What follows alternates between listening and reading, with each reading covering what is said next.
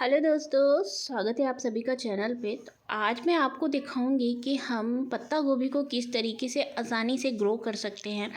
यहाँ पे मैं पहले आपको उनके सीड दिखा रही हूँ। अभी मैं सीड नहीं शो कर रही हूँ, सीड मैं कर चुकी हूँ और सीड शो करने में कुछ भी नहीं है। आप बस सीड निकालिए और अच्छी पोरस मिट्टी बनाइए और उसमें सीड डाल दीजिए। बहुत ही जल्दी इसके जर्मिनेशन होने लगते हैं। तो ये जो इसके पत्ता गोभी के सीड होते हैं वो बिल्कुल जैसे आपने राई या सरसों देखी होगी उसी के जैसे होते हैं। ये देखिए एकदम छोटे छोटे। ये देखिए अगर ये मिक्स हो जाए तो पता भी नहीं चलेगी ये पत्ता गोभी के सीड है। इसी तरह के गोभी के भी सीड होते हैं। तो ये छोटे छोटे बारीक सीड होते हैं। इनको हम जब मिट्टी में डाल देते हैं तो कुछ ही दिन में इनके जर्मिनेशन स्टार्ट हो जाते हैं और बहुत ही प्यारे से इनके छोटे छोटे से प्लांट निकल आते हैं। ये देखिए ये है सारे के सारे पत्ता गोभी के प्लांट जो कि मैंने थोड़ा टाइम पहले यानी कि करीब 1 मंथ पहले ग्रो किए थे। स्टार्टिंग में मैंने इन प्लांट्स को एक छोटे छोटे कप में ग्रो करे थे क्योंकि ये बहुत बारीक सीड होते हैं। तो मैंने जितने भी सीड लगाए थे स्टार्टिंग में, टमाटर के हो गए, मिर्च के हो गए और गोभी और पत्ता गोभी के, तो मैंने छोटे छोटे से डिस्पोजल कप होते हैं जो चाय के कप होते हैं छोटे छोटे से, उनमें मैंने ग्रो करे थे। ये वाले देखिए, फिर इसमें से ये काफ़ी अच्छे से ग्रो हो गए थे और इनकी जो साइज़ है वो बढ़ नहीं रही थी। तो और मेरे पास टाइम नहीं था कि मैं इनको शिफ्ट करूं बड़े बड़े पॉट्स में। पॉट्स भी रेडी नहीं थे, मिट्टी भी रेडी नहीं थी। तो मैंने इनको फ़िलहाल के लिए इस तरह से थोड़े बड़े बड़े पॉट में डाल दिया। आप देख रहे हैं कि जो ब्लैक वाले पैकेट में है वो कप के सहित ही मैंने इसमें डाल दिया कि ये मेरे जो जर्मिनेट हो चुके हैं पत्ता गोभी के प्लांट ये मर ना जाए। तो मैंने इसको सपोर्ट देने के लिए नीचे मिट्टी भर के और उसमें रख दिया था ताकि उसमें रूट पकड़ के वो हेल्दी हो जाए। और एक कप को खाली करके इसमें डाल दिया था। तो जो देखिए मैंने डायरेक्ट लगाए वो काफ़ी अच्छे ग्रो हो चुके हैं। तो मैंने सोचा कि चलिए आज इनको ही शिफ्ट कर लेते हैं।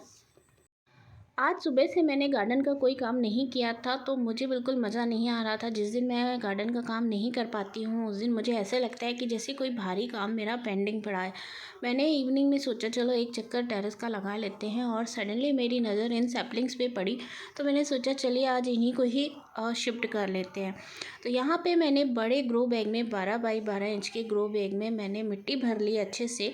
मैंने थोड़े राइस हक्स भी मिलाए हैं मिट्टी में और मिट्टी में पहले से कंपोस्ट ऐड है, लेकिन मैं फिर से वर्मी कंपोस्ट थोड़ा ऊपर से एक लेयर लगा रही हूँ।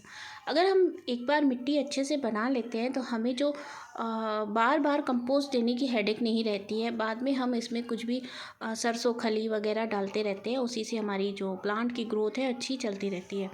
अब इन सैपलिंग्स को अगर आप इस तरीके से निकालने में अगर आपको लगता है कि रूट डैमेज होगी तो आप पूरे पॉट को उल्टा करके और पूरा मिट्टी सहित बाहर निकाल लीजिए।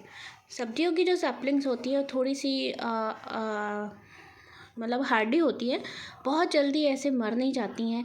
हम इनको आराम से, जैसे हम मूली की सैपलिंग को शिफ्ट करते हैं उसी तरह से हम गोभी की, बैगन की सैपलिंग्स को आराम से निकाल के शिफ्ट कर लेते हैं। पॉट में जो मिट्टी थी काफ़ी अच्छी थी तो मैंने उसे भी इसी ग्रो बैग में ऊपर से डाल दिया है। अब जो सैपलिंग हमने निकाली है उनको आराम आराम से हम अलग करेंगे। तो काफ़ी आसान है पत्ता गोभी को सीड से ग्रो करना। अगर आपको सीड ग्रो करने में प्रॉब्लम जाती है, कोई भी सब्जियों की सीड आप अगर आराम से नहीं ग्रो कर पाते हैं तो मार्केट में भी आपको सैपलिंग्स या नर्सरी में भी आपको सैपलिंग्स मिल जाती हैं सब्जियों की। आप वहाँ पे पता करके वहाँ से भी ला सकते हैं और फिर लगा सकते हैं।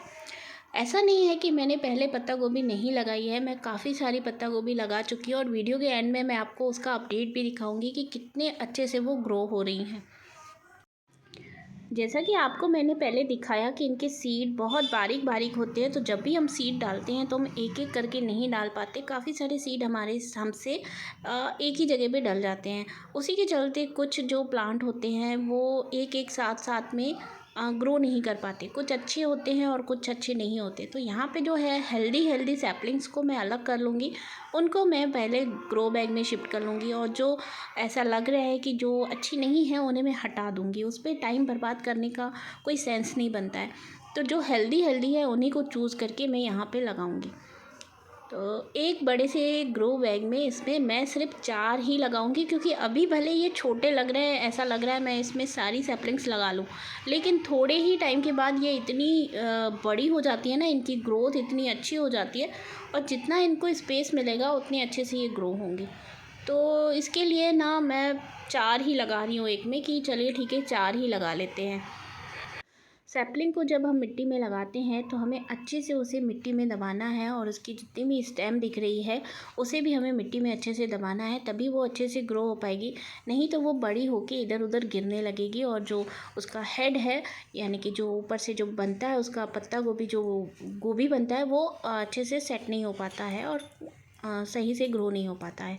और नीचे नीचे की पत्तियों को भी अभी हम हटा लेंगे, जो कि मिट्टी के साथ टच में आएंगी। तो इस तरह से मैंने 4 सैपलिंग एक ग्रो बैग में लगा ली है। इसके बाद हमें पानी दे देना है।